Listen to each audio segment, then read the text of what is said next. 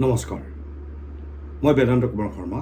আজি নকৈ নোৱাৰো অনুষ্ঠানত মই আপোনালোকৰ প্ৰতি এটি আহ্বান জনাব খুজিছোঁ। অসমীয়া জাগিবৰ হ'ল। হয়, অসমীয়া জাগিবৰ হ'ল। অসম আন্দোলনৰ সময়ত আমি তাৰ সাক্ষী আছিলোঁ।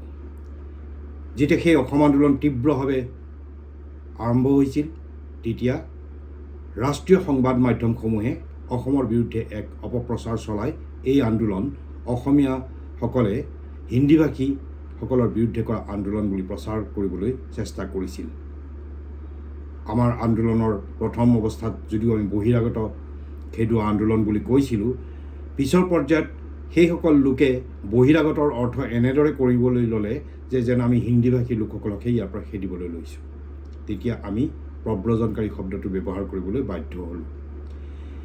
এইবাৰো যেতিয়া অসম বিধানসভাত সেইদিনা মুখ্যমন্ত্ৰী ডক্টৰ হিমন্ত বিশ্ব শৰ্মাই অসমৰ ভৌগোলিক পৰিসীমাৰ ব্যাপক সাল সলনিৰ কথা কৈছে, যে সলনি হৈ গৈছে গোটেই ছবিখনি, তেতিয়া আজি প্ৰায়বোৰ ৰাষ্ট্ৰীয় সংবাদ মাধ্যমৰ সম্পাদকীয়ত তেওঁলোকে অসমৰ মুখ্যমন্ত্ৰীক কতো সমালোচনা কৰিছে। সাংবিধানিক পদত থকা এগৰাকী নেতাই এনেধৰণৰ এটা সম্প্ৰদায়ৰ বিৰুদ্ধে বা এটা ধৰ্মৰ বিৰুদ্ধে কথা কোৱা উচিত নহয় বুলি কৈছে। মোৰ অনুভৱ হৈছে শীত-তাপ নিয়ন্ত্ৰিত কোঠাত বহি সমস্যাৰ অনুধাৱন কৰা অতি কঠিন। মই যদি এনেকৈ লওঁ যে যিগৰাকী সম্পাদকে লিখিছে, তেখেতে য'ত থাকে তাৰ ওচৰৰ মানুহঘৰে যদি তেওঁৰ 100 মিটাৰ মাটি কাঢ়ি লৈ যায়, তেখেতে মনে মনে থাকিবনে? তেনেহ'লে এখন ৰাজ্যৰ ভৌগোলিক সীমা, ভৌগোলিক পৰিস্থিতি, ভৌগোলিক ছবি, সাহিত্য, সংস্কৃতি সকলো বিপদাপন্ন হৈ পৰিছে। আৰু মুখ্যমন্ত্ৰীগৰাকী যিগৰাকী মাত মাতিছে, তেখেতে মনে মনে থাকিব পাৰেনে? অকল মুখ্যমন্ত্ৰী বুলি নহয়, প্ৰতিজন অসমীয়াই ইয়াত মাত মতা উচিত। ইয়াত কোনো ধৰ্ম সম্প্ৰদায়ৰ কথা নাহে। গতিকে মই ভাবোঁ এই কথাবিলাকত অসমীয়া জাগিবৰ হ'ল। সদৌ অসম ছাত্ৰ সন্থাৰ যি অসম চুক্তি, সেই অসম চুক্তিক অসম চৰকাৰে যিটো 6 নম্বৰ দফা, সেই 6 নম্বৰ দফাটো কাৰ্যকৰী কৰাটো অতিকৈ দৰকাৰ। তেতিয়া চৰকাৰে সদৌ অসম ছাত্ৰ সন্থাৰ দৰে এটা জাতীয় সংগঠনৰ সমৰ্থনো লাভ কৰিব, মই অনুভৱ কৰোঁ। তাত কোনো লুকাথাকু থাকিব নালাগে। অসমত নেতৃত্বৰ অভাৱ আছিল। আমি বিমলা প্ৰসাদ চলিহাৰ দিনৰ পৰা আজিলৈকে আটাইকেইগৰাকী মুখ্যমন্ত্ৰীক দেখিছোঁ। গতিকে ৰাষ্ট্ৰীয় পৰ্যায়ত এগৰাকী মুখ্যমন্ত্ৰীয়ে যেতিয়া স্থান দখল কৰে, তেতিয়া বহুতৰ সহ্য নহয়।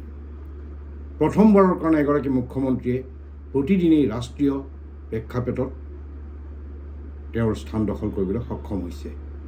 এনে নহয় যে তেওঁ সাধাৰণ কেইটামান বিষয় আনিছে। এতিয়া কোনো ৰাজ্যত, ভাৰতবৰ্ষৰ কোনো ৰাজ্যত বিধানসভাত 2 ঘণ্টা সময় নামাজ পঢ়াৰ নামত ছুটি নাই। এতিয়া তেওঁলোকে সেইটো তেওঁলোকৰ ৰাজ্যত প্ৰযোজ্যটো কৰিব নোৱাৰে। কিন্তু আমাৰ ৰাজ্যৰ পৰা যেতিয়া সেইটো বাতিল কৰা হয়, তেতিয়া তেওঁলোক চিকচিকাই উঠে। এইটো কেনেধৰণৰ কথা? তেজস্বী যাদৱ এজন ক্লাছ 10 পাছ ৰাজনীতিক, তেখেতে যিবোৰ কথা কৈছে সেইবোৰ সহ্য নহয়। ডক্টৰ হিমন্ত বিশ্ব শৰ্মা বোলে এটা চাইনিজ সংস্কৰণ, এটা ৰেচিষ্ট মন্তব্য কৰিছে, অথচ কোনেও মন্তব্য প্ৰকাশ কৰা নাই তাৰ বিৰুদ্ধে। আৰু এই বিৰোধী ৰাজনৈতিকবিলাকৰ স্থিতি একেবাৰে ধৰিব নোৱাৰা ধৰণৰ। আজি পশ্চিমবংগত যি ঘটনা ঘটিছে, আজি যদি বিজেপি শাসিত এখন ৰাজ্যত এই ঘটনা ঘটিলহেঁতেন, আজিতো আকাশ পাতাল ফাটি গ'লহেঁতেন। তেনেহ'লে যিটো বেয়া, সেইটো বেয়া বুলি কোৱাটোত ইমান কুণ্ঠাবোধ কিয়?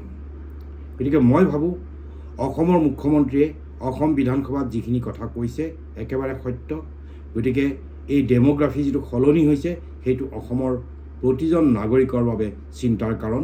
সেইকাৰণে মই ভাবোঁ আপোনালোক সকলোৱে এই ক্ষেত্ৰত সঁহাৰি দিয়ক আৰু ৰাষ্ট্ৰীয় পৰ্যায়ত যি চক্ৰান্ত চলে অসমৰ বিৰুদ্ধে প্ৰতি মুহূৰ্ততে, সেই চক্ৰান্ত মষিমূৰ কৰাৰ বাবে উঠি পৰি লগাটো অতি প্ৰয়োজন। ধন্যবাদ। শুভৰাত্ৰি।